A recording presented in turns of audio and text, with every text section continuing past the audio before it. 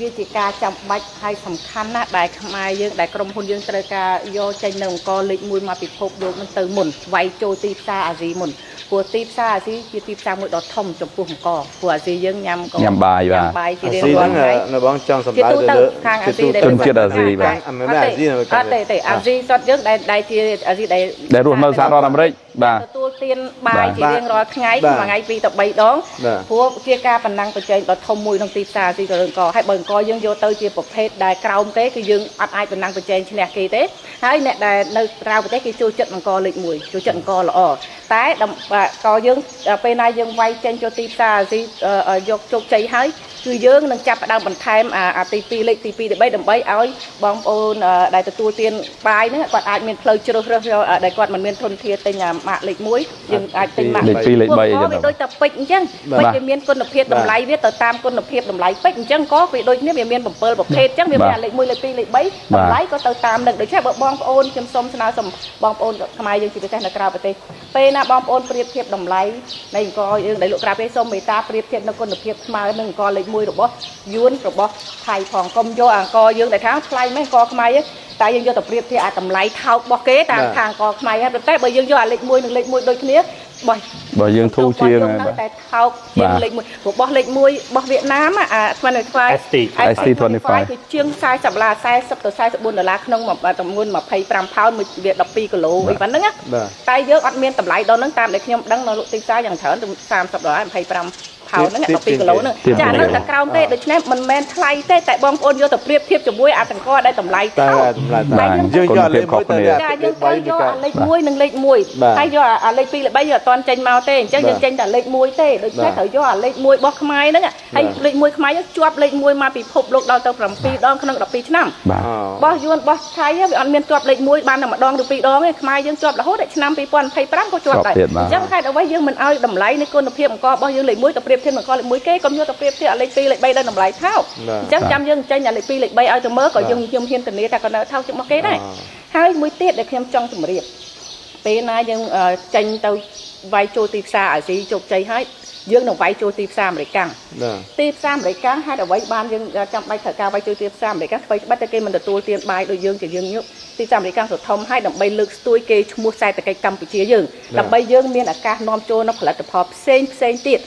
ហើយនេះហើយជាផ្លូវច្រកមួយដែលអាចធ្វើឲ្យប្រទេសជាតិយើងមានការរីកចម្រើនក្នុងផ្នែកសេដ្ឋកិច្ចគឺយើងត្រូវតែរកច្រកឲ្យបានចេញទៅក្រៅប្រទេសមិនមែនតែមានការនាំចូលទេហើយដើម្បីលើកស្ទួយកសិករកសិកម្មកម្ពុជាយើងប៉ុន្តែអង្គជាចំណុចសំខាន់ហើយជាអ្វីដែលតំណាងនៃជាតិខ្មែរយើងហើយដែលយើងបានឈ្នះលេខ1ជាច្រើនឆ្នាំដែលយើងត្រូវយកចេញទៅទីផ្សារខាងក្រៅប្រទេសឲ្យបានជោគជ័យឲ្យបានច្រើនហើយកាន់តែលើកនៅពេលណាយើងទទួលបានការគ្រប់គ្រងកាន់តែខ្លាំងយើងក៏ត្រូវតែខំប្រឹងស្ទុះទាបរបស់ផលិតឲ្យបានច្រើនហើយថែរក្សាគុណភាពនឹងមែនទែនដោយហេតុនេះហើយបានអង្គដែលយើងនាំចេញទៅប្រទេសក្រៅគឺតតែកសិករហ្នឹងគាត់ចោះឈ្មោះកងត្រាជាមួយនឹងក្រុមហ៊ុនដើម្បីយកផ្ដល់ជីផ្ដល់ការមើលក្បាច់ក្បួនក្នុងការដាំដុះប្រើជីទៅជារបៀបណាដើម្បីឲ្យស្តង់ដារហ្នឹងវាល្អត្រឹមត្រូវសមរម្យដែលគេឲ្យយកចូលទៅបានហើយដោយក្នុងពេលដែលបងប្អូនទស្សនិកជនគាត់ទិញទៅវាគុណភាពនឹងនៅថែសារល្អมันអាចចេះតែខុសដូចថាខុសប្លែកពីគ្នា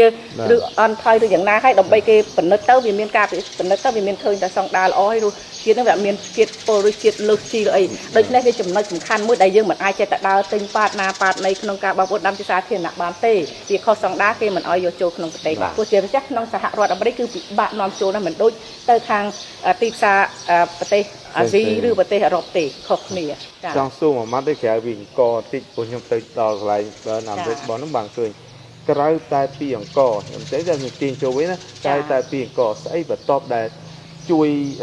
ឲ្យទៅដល់អ្នកបងប្អូនយើងដែលធ្វើវិស័យកសិកម្មគាត់មានសេចក្តីរំពឹងថាបន្តពីអង្គទៅ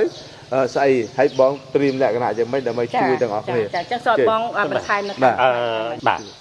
ទី1ដូចគាត់មានប្រសាសន៍មកអញ្ចឹងខ្ញុំសូមជម្រាបបងថាយើងទីមុនដំបូងយើងចូលផ្សារទីតាំងផ្សារអាស៊ីហ្នឹងមានតាំងពីចិនយួនវៀតណាមស្អីគ្រប់សពទាំងអស់ហ្នឹងណាយួនវៀតណាមតែមួយបាទសៀមឲ្យថៃដល់ក្បូរក្បាច់បាទដល់ពេលអញ្ចឹងហើយយើងគាត់មានប្រសាសន៍អញ្ចឹងមិនដែរខ្ញុំគាត់នយោមកពង្វល់មួយទៀតថានេះជាធ្វើគឺថាមិនមែនជាល្បិចទេគឺជាស្តង់ដារនៃការយើងរស់ស៊ីបងការយើងរស់ស៊ីយើងបញ្ចេញអង្គទៅឲ្យគាត់មុនដំបូងអានេះហើយយើងថាបោះនេះ ធ ធ្វើម៉េចបោះនឹងជើងកនេះឲ្យផ្ទុះមកឲ្យផ្ទុះមួយសិនហើយដល់ហើយយើងមានផ្លូវដើរទៅតាមទៀតដល់យើងមានផ្លូវដើរយើងតាំងពីគិតតាំងពីស្វាយចន្ទីស្វាយចន្ទីស្វាយចន្ទីស្វាយតំណាប់ស្វាយបាទអាចម្រិចអាចអីទៀតបាទគឺថាយើងនឹងចេញទៅអស់យើងយកគោលដៅកបុករំលាយបុករំលាយមួយសិនគឺថាជានេះជារបស់តំណាងប្រទេសជាតិរបស់យើងមកបងព្រោះថាយើងអាចអត់ម្ហូបបានតែមិនអាចអត់បាយបានបាយយើងអាចញ៉ាំជាមួយអំបិលបានមិនទាន់មានម្ហូបអញ្ចឹងណាអញ្ចឹងយើងយកអាចចំណុចកន្លែងណាដែលកាពះនឹងវាចាំបាច់ជាងគេហើយបើយើងលេខ1ពិភពលោកហើយចាំកាលទៀតឥឡូវទៅរឿងខ្ញុំឯងនៅដល់ហើយទុកចិត្តហើយពេលវេលាគឺត្រូវឥឡូវហ្នឹងហើយខ្ញុំចង់សុំបន្ថែមបន្តិចត្រង់ចេះចង់បន្ថែមត្រង់ថាដំណើរការនៃពួកយើងខ្ញុំមកស្រុកខ្មែរជាលើកដំបូងនៅពេលនេះដូចខ្ញុំបានជម្រាបអញ្ចឹងខ្ញុំ18ឆ្នាំហើយជាលើកដំបូងដែលខ្ញុំមកកម្ពុជាមេត្តភូមិរបស់យើងគឺ18ឆ្នាំចំពោះបងប្រហែលជិត10ឆ្នាំយើងមកថ្ងៃនេះគឺដើម្បីជួយសម្រួលនឹងដើម្បីទៅជួបដូចខាងអង្គរក្តីគឺខាងផលិតផលណាផ្សេងទៀតដើម្បីជួយសម្រួលកាយសម្រួលឲ្យទៅតាមស្តង់ដារដែលមួយរបស់យើងដែលតម្រូវការដើម្បីយកការនាំចូលហ្នឹងដូចជាត្រូវការវិខ្ចប់នៅគុណភាពបែបណានៅស្តង់ដាររបៀបបែបណាដែលជួយកែសម្រួលអញ្ចឹងយើងខ្ញុំខាងសហរដ្ឋអាមេរិកដែលអ្នកនាំចូលគឺយើងត្រូវតែសហការគ្នាជាមួយនឹងអ្នកបង្កើតនិងផលិតផលកម្ពុជាយើងពីកម្ពុជានេះដើម្បីយើងងាយជួយនាំចូលយើងខ្ញុំជាចម្រោះជាផ្លូវជាស្ពានរបស់សេដ្ឋកិច្ចកម្ពុជាទៅហើយយើងបានស្ម័គ្រចិត្តដាក់ចិត្តនឹងខំតស៊ូនឹងជួយខាងផ្នែកនឹងហើយដូច្នេះគ្រាន់តែសុំឲ្យកសិកម្មខ្មែរយើងកសិករខ្មែរខំតស៊ូហើយជួយឲ្យរដ្ឋាភិបាលខ្មែរយើងជួយសម្រួលខាងកម្ពុជាព្រោះយើងខ្ញុំបានធ្វើចេញហើយនៅខាងសហរដ្ឋអាមេរិកហើយក៏បានរកបានមួយធំជាច្រើនដែលគេតម្រូវការចង់ឲ្យបាននៅផលិតផលណាមួយខ្លះដោយហេតុនេះហើយទើបយើងខ្ញុំនាំនៅព័ត៌មាននោះហើយនឹងអ្វីនៅការតម្រូវការរបស់គេនឹងមកដល់កម្ពុជានេះដើម្បីឲ្យរោងចក្រនិងផលិតផលនៅកម្ពុជាយើងរៀបតាមស្តង់ដារនឹងគឺគេរងចាំទទួលពីយើងទេដូច្នេះខ្ញុំគ្រាន់តែសុំឲ្យកម្ពុជារដ្ឋាភិបាលកម្ពុជាជួយសម្រួលទៅតាមនឹងទៅយើងបានជោគជ័យទៅយើងអាចទៅដល់មុខគឺចង់ឲ្យប្រជាជនទាំងរដ្ឋាភិបាលនិងកម្ពុជាយើងណាខាងផ្នែកសេដ្ឋកិច្ចនិងរីកចម្រើនទាំងអស់គ្នាគឺយើងទៅសហការគ្នាទៅតាមនឹងបានទៅរួចចាហើយយើងខ្ញុំមានទាំងឃ្លាំងមានយើងខ្ញុំមានទាំងមួយ